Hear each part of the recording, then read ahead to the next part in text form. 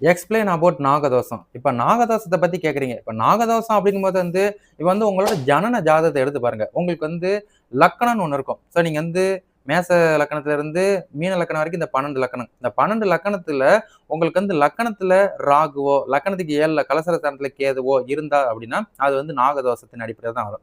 அதே மாரி உங்களோட லக்கணத்துக்கு 2ஆம் இடம் குடும்பஸ்தானத்துல கேதுவோ, அது மாரி லக்கணத்துக்கு 8ஆம் இடம் அஸ்தம ஸ்தானத்துல ராகுவோ இருந்தாங்க அப்படின்னா, அதுவும் நாகதோஷத்துல தான் வரும். சரிங்களா? இப்ப இந்த நாகதோஷம் அப்படின்னு வரும்போது உங்களுக்கு என்ன அப்படின்னா, ஸோ இந்த திருமண காரிய தடை தடங்கள உண்டு பண்ணும் அப்படின்ற ஒரு கூற்று இருந்துகிட்டே இருக்கும். ஸோ காமனா இந்த நாகதோஷம் அப்படின்னாலே நமக்கு ஆ கோவம், ஆத்திரம், அவசரம். ஸோ முழு மூச்சா நெனச்சத நெனச்ச உடனே செஞ்சிரணும் அப்படின்ற ஒரு இது இருக்கும். அதே மாரி நம்ம பார்ட்னரா இருந்தாலும் சரி, நம்ம சொந்தக்காரங்களா இருந்தாலும் சரி, நம்ம திருமண வாழ்க்கையில கணவன் மனைவியா இருந்தாலும் சரி, நமக்கு தோஷம் பெற்றிருக்குன்னா, நம்ம கொஞ்சம் டஃப்பா அவங்ககிட்ட நடந்துக்கிடுவோம். அவங்ககிட்ட முழு மூச்சா நடந்துக்கிடுவோம். அதனால இந்த நாகதோஷத்தின் அடிப்படையில சிலருக்கு திருமண வாழ்க்கை கெட்டு போறது, திருமண வாழ்க்கையில பிரிவு, மனஸ்தாபங்கள், கோர்ட்டு கேஸ், வம்பு போற இந்த கூற்று இது ஏற்படுத்தும். ஸோ இதுதான் இந்த நாகதோஷத்தோட டீடைல்ஸ்.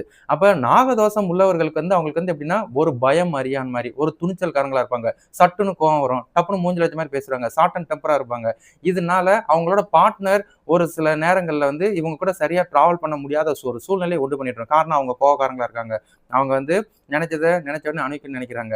ஸோ இதனால எனக்கு அவங்களுக்கு ஒத்து வராது அப்படின்ற அந்த கோவத்தின் அடிப்படையில் நமக்கு திருமண வாழ்க்கையா இருந்தாலும் சரி, நண்பர்களா இருந்தாலும் சரி, சொந்த பந்தங்களா இருந்தாலும் சரி, அவங்களெல்லாம் விட்டு நம்ம விலகி தனியா டிராவல் பண்றக்கூடிய விஷயத்த இந்த நாகதோஷம் ஏற்படுத்தி விட்டுரும். ஸோ அதனால நாகதோஷம் உங்க ஜாதகத்துல இருக்குதுன்னு நீங்க கேள்விப்பட்டுட்டீங்கன்னா, உங்களோட கோபத்த, அவசரத்த, ஆத்திரத்த இதெல்லாம் கண்ட்ரோல் பண்ணிட்டு, ஸோ நமக்கு பிடிச்ச நம்ம பார்ட்னருக்கு பிடிச்ச மாரி அவங்க கூட வாழ்வாதாரத்த வாழும்போது நல்ல விதமான வாழ்க்கை அமையும். ஸோ அத தவறிட்டீங்கன்னா, இது பிரிவு, மனஸ்தாபங்கள உண்டு பண்ணிக்கிட்டே இருக்கும். ஸோ இதுதான் இதுக்குரிய விளக்கம். சரிங்களா?